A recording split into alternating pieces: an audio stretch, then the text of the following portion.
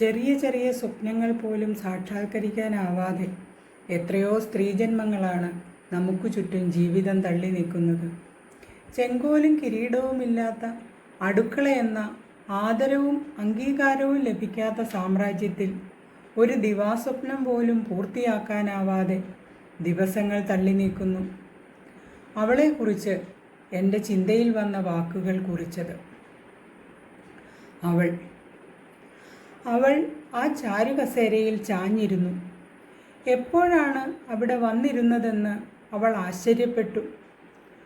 കുളിച്ച് കുറിയിട്ടതും അഴുക്കു പുരളാത്ത വസ്ത്രങ്ങൾ അണിഞ്ഞതും എപ്പോഴാണെന്ന് ആലോചിച്ച് അത്ഭുതപ്പെട്ടു. പ്രഭാത സൂര്യൻ അവളെ നോക്കി കണ്ണിറുക്കി ചിരിച്ചു. എന്തിനാണ് തന്നെ കളിയാക്കുന്നതെന്ന് സൂര്യനോടവൾ കളി പറഞ്ഞു.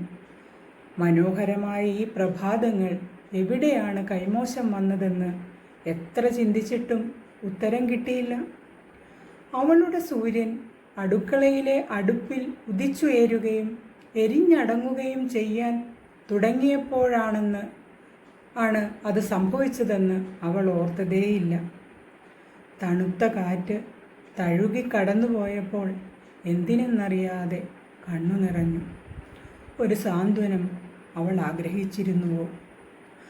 അവളുടെ തലോടലേൽക്കാതെ നിദ്ര വിട്ടുണരാത്ത പാത്രങ്ങളുടെ കിണുക്കം അവളുടെ കാതിൽ വീണലിഞ്ഞു. ആരോ നീട്ടിയ ഒരു കപ്പ് ചായ അവളെ വീണ്ടും അത്ഭുതപ്പെടുത്തി. ഈ ലോകത്തിനിതെന്തു പറ്റി? ഉത്തരം കിട്ടാത്തൊരു ചോദ്യം മനസ്സിലുദിച്ചു.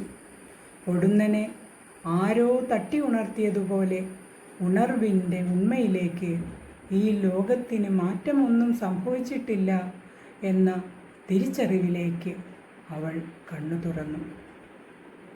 കൂർത്ത നോട്ടങ്ങൾ അവളെ കുത്തി നോവിച്ചു. അടുക്കളയിൽ അവളുടെ സൂര്യൻ ഉദിക്കാൻ വൈകിയതിൽ പരിഭവിച്ചു.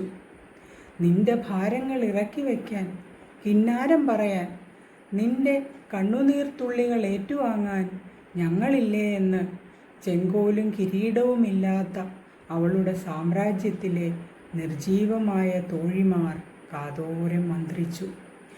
അവരും അവളെപ്പോലെ പ്രതികരിക്കാത്തവർ, പ്രതികരിച്ചിട്ടും കാര്യമില്ലാത്തവർ, അവളുടെ ഒപ്പമുണർന്നും അവൾ ഉറങ്ങുമ്പോൾ മാത്രം ഉറങ്ങിയും കൂട്ടിരിക്കുന്നവർ.